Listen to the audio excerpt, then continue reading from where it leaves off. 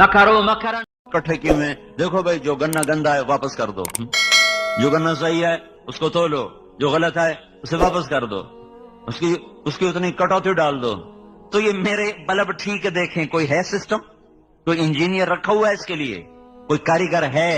تو کون ہے جو 5 ارب انسانوں کی 2 آنکھیں ہوئیں تو 10 ارب، اور پھر کھرب ہا کھرب پرندے ان کی 2 آنکھیں، پھر کھرب ہا کھرب جانور، کتے بلے بھیڑ بکریاں خرگوش اور چونٹیاں مچھر بھنورے پتنگے پروانے کیڑے مکوڑے حشرات سانپ بچھو اور گدھ اور عقاب اور فاختہ اور بلبل اور عندلیب، اور سمندر کے اندر کھرب ہا کھرب مچھلیاں جن کے آگے اندھیرا پانی ہے. ہمیں تو سورج ملا، مچھلی کو سورج تو نہیں ملتا.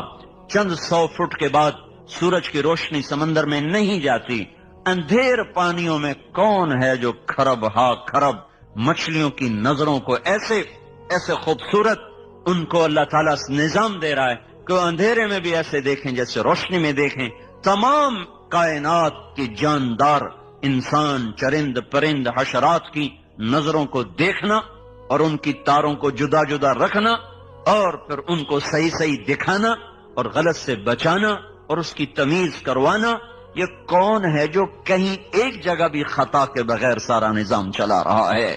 ذالکم اللہ ربکم الحق، یہ تمہارا رب ہے اللہ جو یہ سب کچھ چلا رہا ہے. کہیں بھی تو نہیں بھولتا وہ، کہیں اتنا بڑا واپڈا ہے، اتنا بڑا محکمہ ہے، روز وہ تاریں بھی جل رہی اور وہ سارے گرڈ میں آگ لگ رہی اور کھمبے گر رہے. اتنے نظام چلانا، پھر دکھانا، پھر سمجھانا، پھر تمیز رکھنا، پھر بیٹوں کو دیکھتے ہوئے اور جذبہ ہو جائے، بیٹی کو دیکھتے ہوئے اور جذبہ ہو جائے، بیوی کو دیکھ کے اور جذبہ بنے، ماں کو دیکھ کے اور جذبہ بنے، باپ کو دیکھ کے اور جذبہ بنے، دوست کو دیکھ کے اور جذبہ بنے، سانپ کو دیکھ کے اور کیفیت بنے، خرگوش کو دیکھ کے اور کیفیت بنے، پھول کو دیکھ کے اور کیفیت بنے، پاخانے کو دیکھ کے اور کیفیت بنے، سرخ سفید پوش برف کی چوٹیوں کو دیکھ کر اور کیفیت بنے، اور دشمن کو دیکھ کے اور کیفیت بنے، پانی کو دیکھ کے اور کیفیت بنے، باغ کو دیکھ کے اور کیفیت بنے، اور کوڑے کے ڈھیر کو دیکھ کر اور کیفیت بنے، قرآن کو دیکھے تو اور کیفیت بنے، بیت اللہ کو دیکھے تو اور کیفیت بنے، روضہ رسول کو دیکھے تو اور کیفیت بنے. یہ کون ہے جو ہر جگہ ان آنکھوں سے کیا کیا نظارے کروا رہا دکھا رہا؟ ذالکم اللہ ربکم الحق فماذا بعد الحق الا الضلال فانا تصرفون. کہاں جا رہے ہو میرے بندو اپنے رب کو چھوڑ کر؟ تو میرے بھائیو پہلا محسن اللہ ہے. میں صرف اشارہ کر رہا ہوں، عصر کا وقت سر پہ کھڑا ہوا ہے، صرف اشارہ کر رہا ہوں کہ سب سے بڑا محسن اللہ ہے. تو اللہ ہی کی نہیں مانتے، اللہ ہی کی نہیں مانتے. اس نے بلایا ہم نے نہ سنا، اس نے پکارا ہم نے کان بند کیے، اس نے روکا ہم ہر رکاوٹ توڑتے چلے گئے، اس نے چلایا ہم رکتے چلے گئے، اس نے روکا ہم بہتے چلے گئے، اس نے نظریں جھکانے کو کہا ہماری اٹھتی چلی گئیں، اور اس نے ترازو کو صحیح تولنے کو کہا ہماری ڈنڈیاں بڑھتی چلی گئیں، اس نے سچائی کو کہا جھوٹ کے بازار گرم ہے، اس نے ماں باپ کے سامنے سر جھکانے کو کہا ہم نے ماؤں کو زندگی میں اجیرن کر کے رکھ دیا، باپ کی آنسوں نکال کے رکھ دیے، اس نے پڑوسیوں سے حسن سلوک کا حکم دیا، ہم نے عداوتیں مول لی. کون سا حکم ہے جو میرے آپ کے ہاتھوں سے آج نہیں ٹوٹا ہوا؟ لا الہ الا اللہ کا پہلا مطالبہ ہے لوگو اس رب کی مانو جس نے تمہیں نطفے سے انسان بنایا، جس نے ہواؤں کو، پانیوں کو، زمین کو، آسمان کو، کائنات کی ہر مخلوق کو تمہارے تابع کر دی. اللہ لہذا بھائی تبلیغ کا پیغام یہ ہے کہ سارے مسلمان اللہ کی ماننے والے بن جائیں. اللہ کے بعد محسن اعظم ہیں حضرت محمد صلی اللہ علیہ وسلم. اللہ کے بعد نہ باپ کا احسان ہے اتنا بڑا، نہ ماں کا، نہ کسی محسن کا. دنیا میں کوئی ایسا محسن ہم نہیں لا سکتے جو حضرت محمد صلی اللہ علیہ وسلم کی نظیر بن سکے یا ان جیسا بن. ان کے قریب قریب بھی کوئی نہیں ہو سکتا۔ اللہ تعالیٰ کے بعد سب سے بڑا محسن اعظم، اور چھوڑو اتنی بڑی قربانی ہے اللہ کے دیدار کے بعد بھی واپس آ جانا، یہ اتنی بڑی ہمارے نبی کی قربانی ہے۔ جب لوگ جنت میں جائیں گے تو اللہ تعالیٰ کہیں گے آؤ بھائی میری ملاقات کو آؤ، تو لوگ جائیں گے تو اللہ تعالیٰ اپنا نقاب اٹھائے گا، دیدار کرائے گا، تو جنت والوں کو جنت بھی بھول جائے گی، حوریں بھی بھول جائیں گی، بیویاں بھی بھول جائیں گی، نہریں بھی بھول جائیں گی، شراب، باغ، باغیچے سب بھول۔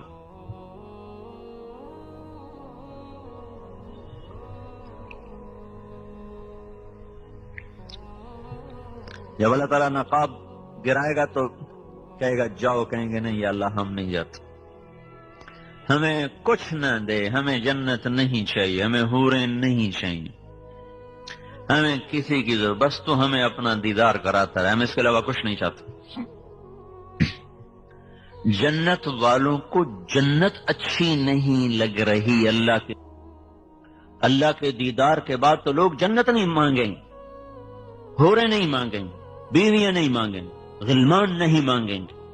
اللہ تعالیٰ فرمائیں گے اچھا جاؤ 8ویں دن آ جایا کرو، جمعے میرا دیدار کر لیا کرو۔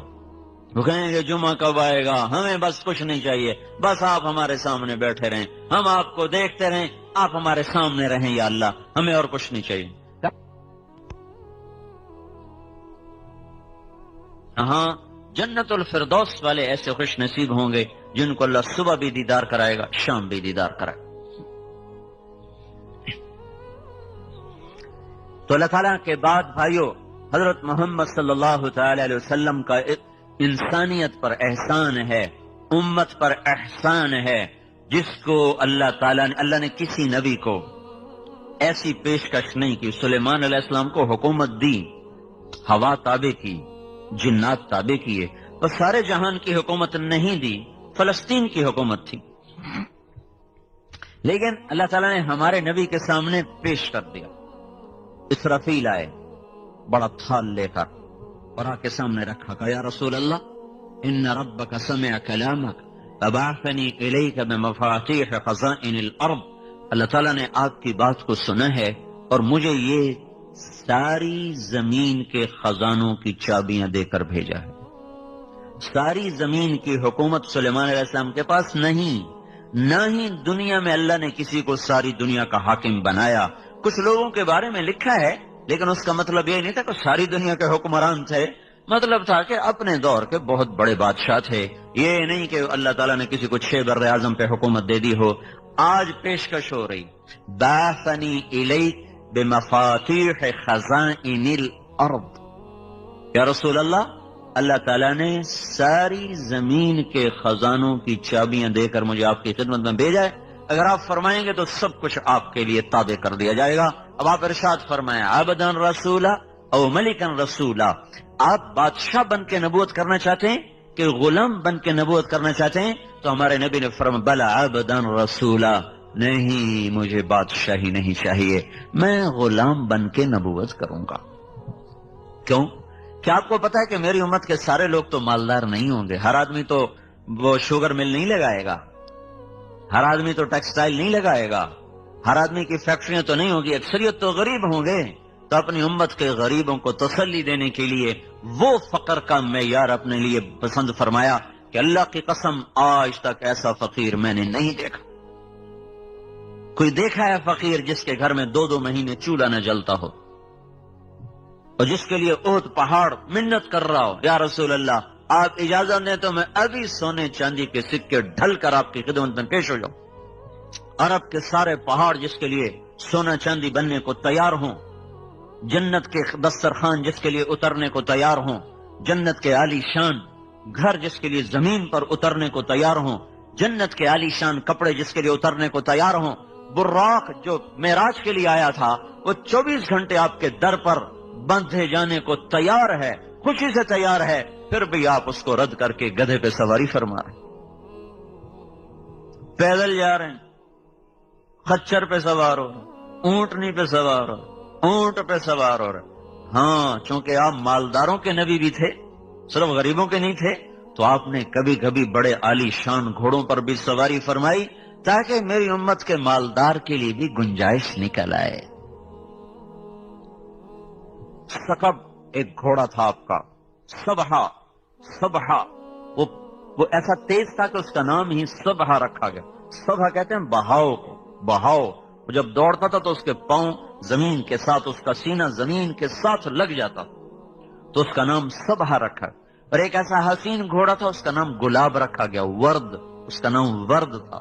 ایک گھوڑے کا نام سبحہ تھا، ایک کا نام سجل تھا، ایک کا نام یعصوب تھا، ایک کا نام یعبوب تھا، ایک کا نام لیزاس تھا، ایک کا نام طراز تھا، ایک کا نام مرتجز تھا، ایک کا نام سکب تھا، ایک کا نام سبحہ تھا.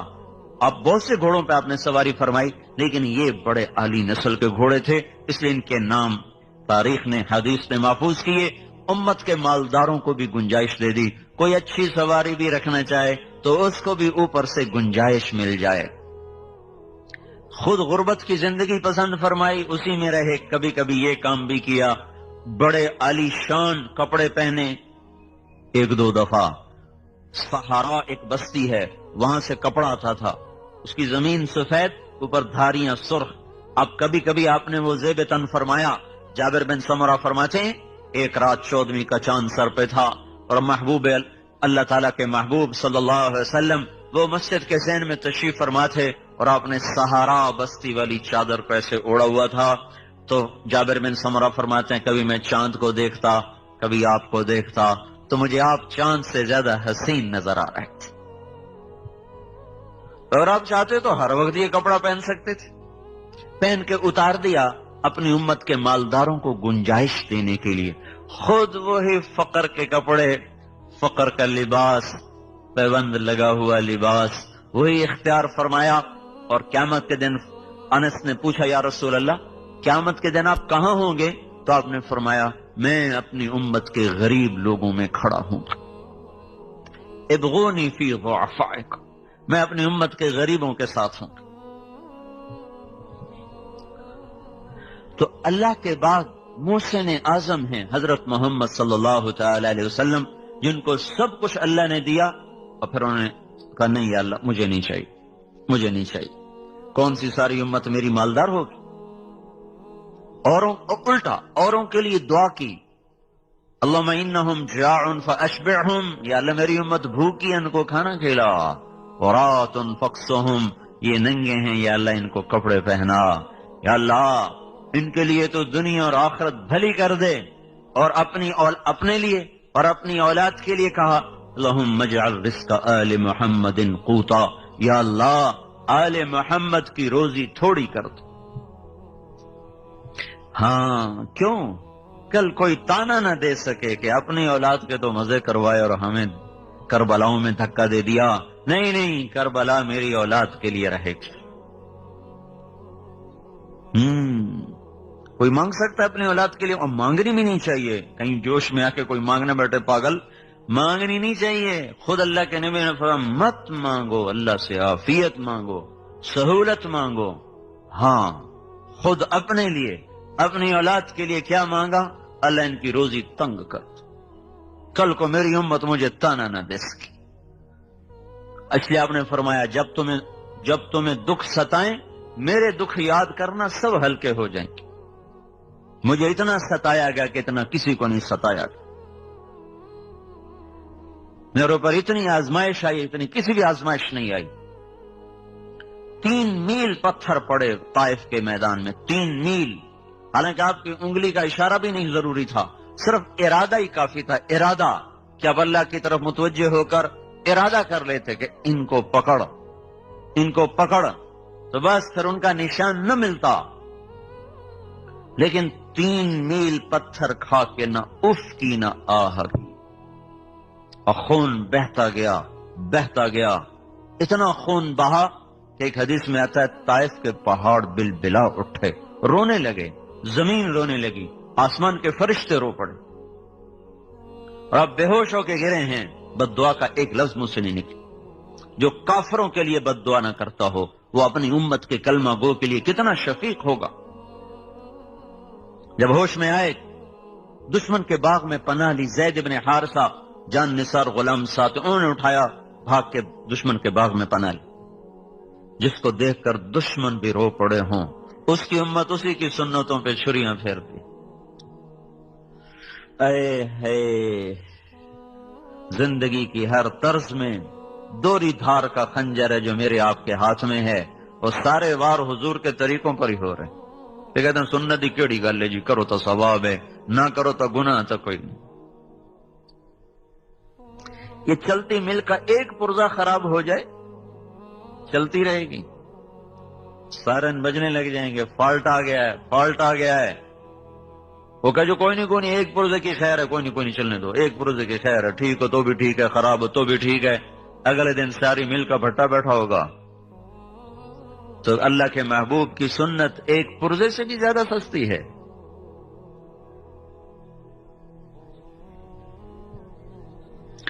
ہائے ہائے، اتبا جیسا جانی دشمن، اس کا بھی دل بھر آیا۔ یہ بدر کے میدان میں جھنڈا بردار تھا، بدر کے میدان میں کافروں کی طرف سے جھنڈا اس کے ہاتھ میں تھا، بھاگا گیا، نوکر کو نہیں بھیجا، خود بھاگا، انگور توڑ کے لایا۔ وہ رشتہ داری کا خون جوش میں آ گیا نا، وہ ثقیف والوں نے قریشی کو مار دیا، قومیت جاگ گئی۔ انگور توڑ کے لایا، پلیٹ میں سجائے، پھر شرم کی وجہ سے خود آگے نہیں گیا، اپنے غلام عداس کو کہنے لگا جا تو لے جا، اور اسے کہنا تجھے رشتہ داری کی قسم، تجھے خون کی قسم، رد نہ کرنا، کھا لینا۔ جس کے لیے دشمن پسیج جائیں اس کے لیے اسی کی امت کے ہاتھ میں خنجر ہیں، اور ہر ضرب اسی کے سینے پر ہے۔ ہر نبی تنگ آ کے پکار اٹھے یا اللہ ان کو پکڑ لے، ان کو تہس نہس کر دے۔ اب انتہا ہے طائف کا میدان، انتہا ہے طائف کا میدان، بے بسی بے چارگی عروج پر ہے، آسمان کے فرشتے رو رہے ہیں۔ اللہ تعالیٰ نے پھر آپ نے وہاں اس باغ میں بیٹھ کر اللہ سے اپنا دکھڑا سنا ہے۔ اللہم اشکو الیک ضعف قوتی وقلت حیلتی وہوانی الی الناس۔ اے میرے مولا، میری محنت میں کمی آئی ہوگی، میں کام پورا نہیں کر سکا ہوں گا، باقی اور تو کسی سے گلہ نہیں کرتا ہوں، تجھ سے آج گلہ ضرور کرتا ہوں، تو نے مجھے کن کے حوالے کر دی؟ الی بعید یتجہم او الی عدو ملکتہ امری، ایسوں کے حوالے کر دیا جو نہ مجھے پہچانتے ہیں نہ میرا حق پہچانتے۔ یہ ایسے دردناک کلمات تھے کہ اللہ پاک محبت جوش مار اٹھے، اور فرشتہ پہاڑوں کا بھی آ گیا، جبریل بھی آ گیا کہ یا رسول اللہ حکم دیں اطبق علیہم الاخشبین، میں انہیں بیچ میں ڈال کے دو پہاڑوں کے اندر چکی کی طرح پہاڑوں کو چلا دوں گا اور ان کو پیس کے رکھ دوں گا۔ آپ نے کہا نہیں، لعل اللہ یخرج من اصلابہم من یوحد اللہ، اگر یہ ایمان نہیں لائے تو اللہ ان کی نسل میں کوئی ایسا پاک پیدا کر دے گا جو ایمان لائے۔ تو اس پر پہاڑوں کے فرشتے نے کہا صدق اللہ، سچ کہا میرے اللہ نے جس نے آپ کا نام رکھا ہے رؤوف الرحیم، بالمؤمنین رؤوف الرحیم، سچ کہا میرے اللہ نے، آپ واقعی رؤوف الرحیم۔ تو میرے بھائیوں، دوسری بات ہم یہ عرض کر رہے ہیں کہ حضرت محمد صلی اللہ تعالی علیہ وسلم کی پاکیزہ اور مبارک زندگی کو اپناؤ، ان سے بڑا محسن کوئی نہیں ہے۔ زندگی ان کی ساری محفوظ ہے، موجود ہے، کھلی کتاب کی طرح، روز روشن کی طرح۔ ایک ایک چیز، ایک ایک ادا، ساری 63 سال 4 دن آپ کی زندگی ہے، شمس قمری لحاظ، محرم صفر ربیع الاول کے لحاظ، 61 برس 2 مہینے 23 دن آپ کی زندگی ہے، جنوری فروری کیلنڈر کے لحاظ سے 22,330 دن اور 6 گھنٹے ہے وہ ایام کے لحاظ سے، اس میں نبوت کے 23 برس 8,156 دن بنتے ہیں۔ ان 22,330 دن اور 6 گھنٹے کی ہر صبح، ہر شام، ہر دوپہر، ہر عصر، ہر مغرب، ہر عشاء، ہر پل پل کی پوری خبر اللہ تعالیٰ نے کائنات کے صفحات پہ بکھیر دی ہے۔ کتابیں مٹ بھی جائیں تو اللہ نے ایسے لوگ آج بھی پیدا کیے ہیں جو سینوں سے حضور کی سیرت کو دوبارہ زندہ کر کے لکھ کے دکھا دیں گے۔ یہ نہیں کہ کوئی رہبر نہیں ہے، رہبر تو موجود ہے، چلنے والا کوئی نہیں ہے، راہ رو منزل کوئی نہیں، ہادی رہبر موجود ہے۔ تبھی تو آپ پر نبوت کو ختم کر دیا گیا، اب کوئی نبی نہیں آئے گا، جو آئے گا وہ دجال ہوگا کہ اب آپ کی زندگی مٹ نہیں سکتی، آپ کی سیرت چھپ نہیں سکتی۔ قیامت تک کے لیے آپ کی زندگی کو اللہ تعالیٰ نے ایسے محفوظ کیا کہ میں ہر جگہ حضور کا نسب اس لیے سنا، کوئی اپنے حافظے کے لیے نہیں سناتا ہوں یا کوئی اپنے علم کے روب کے لیے نہیں سناتا ہوں۔ 2 وجہ ہیں، ایک تو یہ بتانا چاہتا ہوں کہ اللہ کے نبی کی پوری زندگی کھلی کتاب کی طرح موجود و محفوظ ہے، روز روشن کی طرح محفوظ ہے، کوئی اس میں کسی جگہ بھی خفا نہیں ہے۔ جس کی 10,000 سال کی زندگی جو پیچھے ہے، جب وہ محفوظ ہے تو اگلی زندگی کیسے چھپ جائے گی؟ تو تلاش تو کرو۔ تمہیں ضرور گنے خریدنے اور بیچنے کا فکر چڑھا ہوا ہے، اور ڈگریاں لینے اور بنانے کا فکر چڑھا ہوا ہے، پیسہ پیسہ پیسہ، کتنا کو لے جانا چاہتے ہو بھائی؟ پیسے کے پیچھے بھاگ رہے، کوئی آؤ بھائی وہ محمد مصطفیٰ کے غلام بن کے بھاگیں، کوئی دوڑ لگانے کا مزہ تو آئے۔ یہ بھی کوئی دوڑ ہے، لگا کے جب نشان پر پہنچے تو آگے قبر کا گڑھا تھا، اس میں گم ہو گئے، اور ساری جیت اوروں کو دیکھ کے خود بازی ہار کے جا کے ایسا مٹ گئے کہ تو ہرس و حوث کو چھوڑ میاں، مت دیس بدیس پھرے مارا، قزاق اجل کا لوٹے ہے دن رات بجا کر نقارا، کیا بدیا بھینسا بیل شتر، کیا گونی پلہ سر بھارا، کیا گیہوں چاول موٹ مٹر، کیا آگ دھواں اور انگارا، سب ٹھاٹ پڑا رہ جائے گا جب لا چلے گا بنجارا۔ مرتے ہی بازی ہار گئے، ساری چیزیں پرائی ہو گئیں۔ آؤ بھائی غلام مصطفیٰ بننے کی دوڑ لگائیں، غلام مصطفیٰ بننے کی دوڑ لگاؤ کہ زندگی کھلی کتاب کی طرح موجود، 80 دادیں ہیں، باپ سے لے کر آدم تک سب محفوظ ہیں۔ محمد صلی اللہ علیہ وسلم بن عبداللہ کے بیٹے ہیں، بن عبد المطلب، بن ہاشم، بن عبد مناف، بن قصی، بن کلاب، بن مرہ، بن کعب، بن لوی، بن غالب، بن فہر، بن مالک، بن نضر، بن کنانہ، بن خزیمہ، بن مدرکہ، بن الیاس، بن مضر، بن نزار، بن معد، بن عدنان، بن اد، بن ہمیسع، بن سلامان، بن عوس، بن بوز، بن قموال، بن ابی، بن عوام، بن ناشد، بن حزا، بن بلداس، بن یدلاف، بن طابخ، بن جاہم، بن ناحش، بن ماخی، بن عیفی، بن عبقر، بن عبید، بن الدعاء، بن حمدان، بن سنبر، بن یثربی، بن یحزن، بن یلحن، بن ارعوا، بن عیدی، بن زیشان۔ محمد صلی اللہ علیہ وسلم بن عبداللہ کے بیٹے ہیں، بن عبد المطلب، بن ہاشم، بن عبد مناف، بن قصی، بن کلاب، بن مرہ،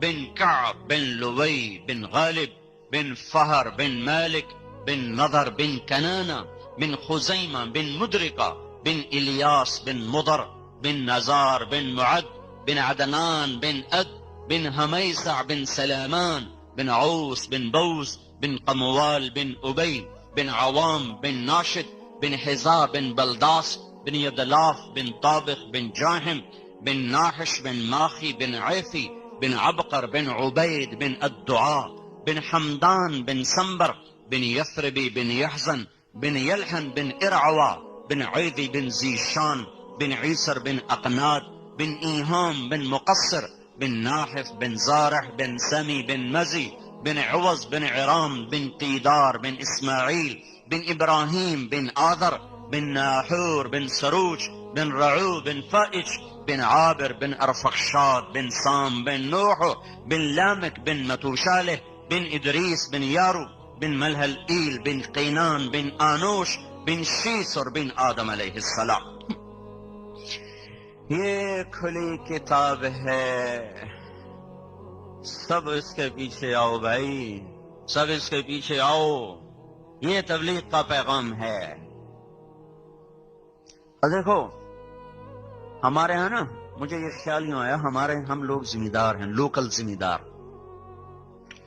ہماری کچھ روایات ہیں، ہمارے یہاں مراسی ہوتے تھے، اب تو وہ ذمہ دارے سارے ذمہ دار شہروں میں چلے گئے، بخیل ہو گئے، خرچے بڑھ گئے، لہذا ان کو غریبوں کو دینے کا فرصت ہی کوئی نہیں ہے، نہ تاجروں کو فرصت ہے، نہ ذمہ داروں کے پاس تو ویسے ہی پیسے تھوڑے ہوتے، تو پھر اوپر سے شہروں کے خرچے، تو بخیل ہو گئے، بخل آ گئے۔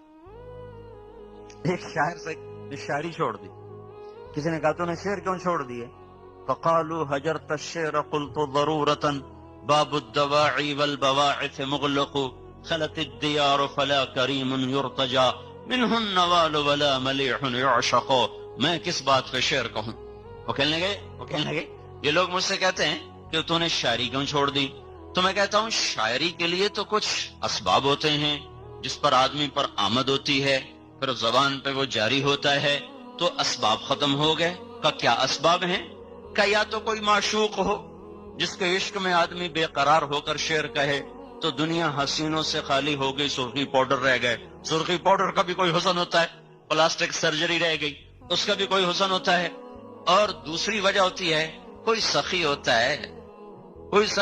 ہے اور جس کی تعریف کر کے کچھ ملتا ہے تو پیسہ سارا کنجوسوں کے پاس چلا گیا ہے، دنیا سخیوں سے خالی ہو گئی ہے، تو میں کس کی تعریف میں شعر کہوں؟ کوئی سخی نہیں ملتا کہ اس کی تعریف میں شعر کہوں، کوئی معشوق نہیں ملتا کہ اس کے عشق میں شعر کہوں۔ تو اللہ تعالیٰ جب ناراض ہوتے ہیں تو پیسہ بخیلوں کو دے دیتے۔ موسیٰ علیہ السلام نے پوچھا یا اللہ تیرے ناراض ہونے کی نشانی کیا ہے؟ تو اللہ نے کہا 3 نشانیاں۔ کیا؟ کہ میں بارش کروں گا جب موسم نہیں ہوگا، اور جب موسم ہوگا تو روک لوں گا، حکومت بے وقوفوں کو دوں گا، اور پیسہ بخیلوں کو دوں گا۔ اور ایک بخیل کا بھی پیر ہوتا ہے، وہ ہوتا ہے شحیح۔ بخیل تو وہ ہوتا ہے جو اپنے پر خرچ کرے اوروں پہ نہ کرے، اور شحیح وہ ہوتا ہے جو نہ اپنے پر خرچ کرے نہ اوروں پہ خرچ کرے، ویک کے خوش ہوں، در لاکھ ہو گیا، ہن کروڑ ہو گیا، ہن ارب ہو گیا، بیڑی بڑھیا ہر چیز چھڑ کے مر جاؤں نہیں، وہ اسی میں خوش ہوتا رہتا ہے، نہ اپنے پر خرچ کرتا ہے نہ اوروں پہ خرچ کرتا ہے۔ ہاں پھر موسیٰ علیہ السلام نے پوچھا یا اللہ جب تو خوش ہوتا ہے تو کیا کرتا ہے؟ کہ جب میں خوش ہوتا ہوں تو بارش وقت پہ کرتا ہوں، حکومت سمجھداروں کو دیتا ہوں، پیسہ سخیوں کو دیتا ہوں۔ تو بھی آج پیسہ بخیلوں کے پاس ہے، حکومت نکموں کے پاس ہے، اور بارشیں کا نظام خود بخود دیکھ رہے ہو، بے وقت کی بارشیں ہیں۔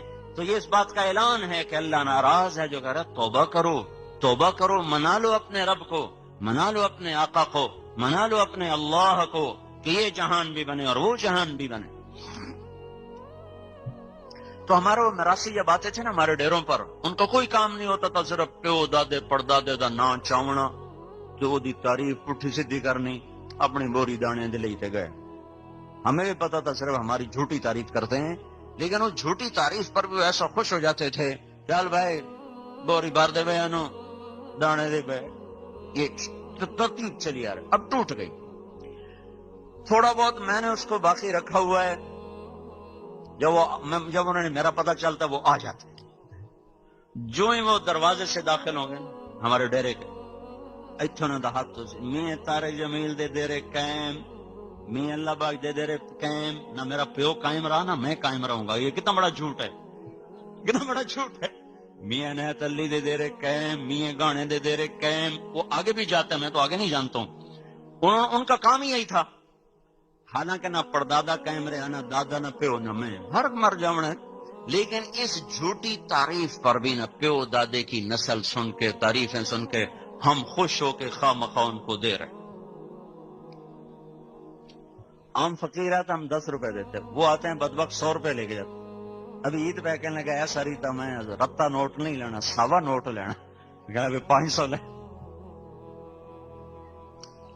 تو مجھے یہ خیال آیا پتہ نہیں تبلیغ قبول ہے کہ نہیں ہے، نمازیں قبول ہیں کہ نہیں ہیں، اور چلو اللہ کے نبی کے میراثی بن جائیں، اس کے پیو دادے کی جس پڑھیں، اس کا نام بلند کریں. ہم چھوٹے سے ذمہ دار ہو کر آج تک اپنے میراثیوں کو پال رہے ہیں. کل ہم یہ کہہ تو سکیں گے یا رسول اللہ تیرے میراثی بن کے زندگی گزارے. عمل کوئی نہیں.